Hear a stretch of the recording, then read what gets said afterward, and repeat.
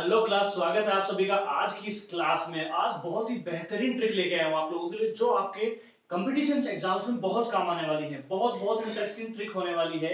ये कोई ऐसी ट्रिक नहीं है कि जैसे आपने देखते ही 10 सेकंड में उत्तर बता दिया या फिर 15 सेकंड में इसको सोल्व कर लिया। ऐसी कोई ट्रिक नहीं बता रहा हूं मैं। आज एक ऐसी ट्रिक है जो क्वेश्चन देखते ही आपको आंसर पता चल जाएगा। ये ट्रिक इतनी आसान है और इतनी इंटरेस्टिंग है कि देखते ही बता दोगे आप। 5 सेकंड 10 सेकंड की भी जरूरत नहीं है इस क्वेश्चन में। आज हम पढ़ेंगे अर्थमेटिक प्रोग्रेशन के कुछ इंपॉर्टेंट ट्रिक्स के बारे में।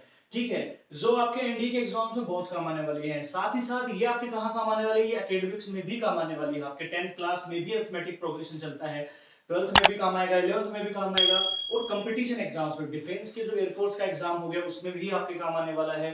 दूसरा आपका एनडीए का एग्जाम हो गया उसमें भी काम आने वाली है। तो देखिए, हम स्टार्ट करते हैं हमारे पहले क्वेश्चन से। देखिए क्या दिया हुआ है, if 5 times the fifth term of an AP, मतलब arithmetic progression, is equal to 8 times of 8th term, then find A13।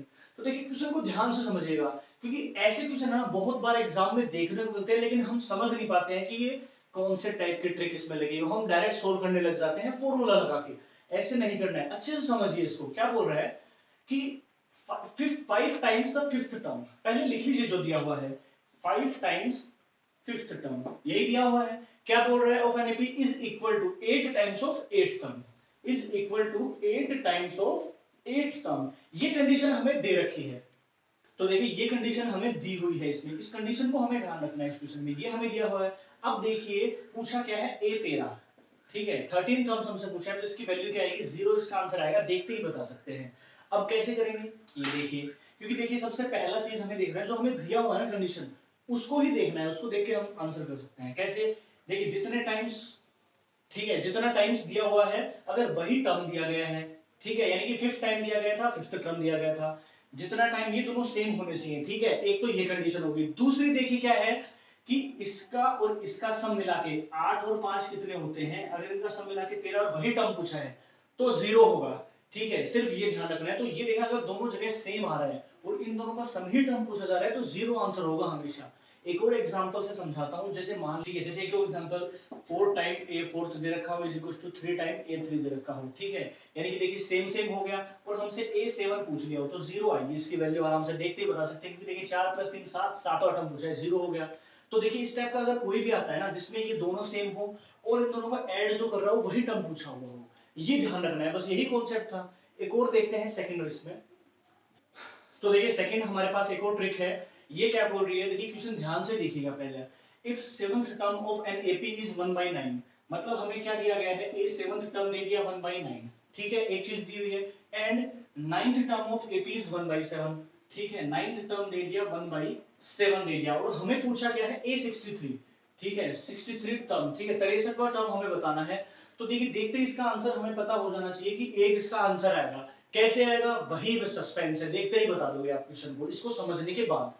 देखिए सबसे पहला क्या होगा कि जो टर्म हमें यहां दिया गया है, दो टर्म में कुछ होगा कि पहली कंडीशन में तो क्या होगा, जो टर्म होगा और एक होगा रेसिप्रोकल में, एक नंबर होगा। ठीक है, फर्स्ट कंडीशन में। सेकंड कंडीशन में क्या हो जाएगा, जो रेसिप्रोकल में है, मतलब जो रेसिप्रोकल में है वो टर्म हो जाएगा, और जो टर्म है वो रेसिप्रोकल हो जाएगा। अगर ऐसी कोई सिचुएशन हमें दे रखी है और इन दोनों का जो मल्टीपल है वो दे रखा, उसको हमें पूछा हुआ तो एक आएगा आंसर।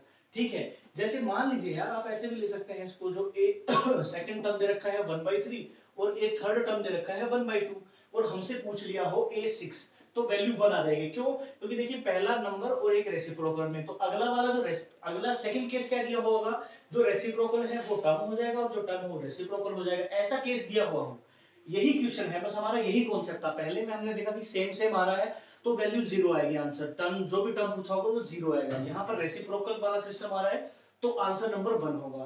तो ये थी अरिथमेटिक प्रोग्रेशंस की एक यूनिक ट्रिक्स, जो कोई नहीं बताएगा आपको, कहीं आपको ये पढ़ाया नहीं जाएगा।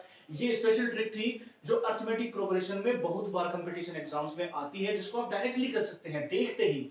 ना 2 सेकंड ना 3 सेकंड, कुछ नहीं लेना, देखते ही आप आंसर बता दो कि इसका आंसर 1 है, इसका आंसर 0 है। और कंपटीशन एग्जाम में ऐसे ही ट्रिकी क्वेश्चन पूछे जाते हैं, क्योंकि जो बेसिक करता है ना ऐसे, ठीक है, इस क्वेश्चन में अगर जो बेसिक यूज करेगा उसको टाइम ज्यादा लगेगा। जिसने देखते ही बता दिया, जिसको ये ट्रिक आती है वो 1 सेकंड में देखते ही बताएगा कि इसका आंसर क्या है, उसका टाइम बचेगा। तो अगर आप लोगों को आज की ट्रिक अच्छी लगी हो तो ज्यादा से ज्यादा इसको लाइक कीजिए और शेयर जरूर कर दीजिए अपने सभी दोस्तों में, फ्रेंड्स में, ताकि सब इस अनोखी और मैजिकल ट्रिक को सब सीख सकें। मिलते हैं हमारे नेक्स्ट ट्रिक के साथ। और अगर किसी ने चैनल सब्सक्राइब नहीं किया हो, चैनल पर नए हैं, तो यार चैनल को जरूर सब्सक्राइब करें और बेल आइकन को प्रेस करें ताकि सभी वीडियोस का नोटिफिकेशन आपको मिलता रहे। मिलते हैं हमारी नेक्स्ट ट्रिक के साथ।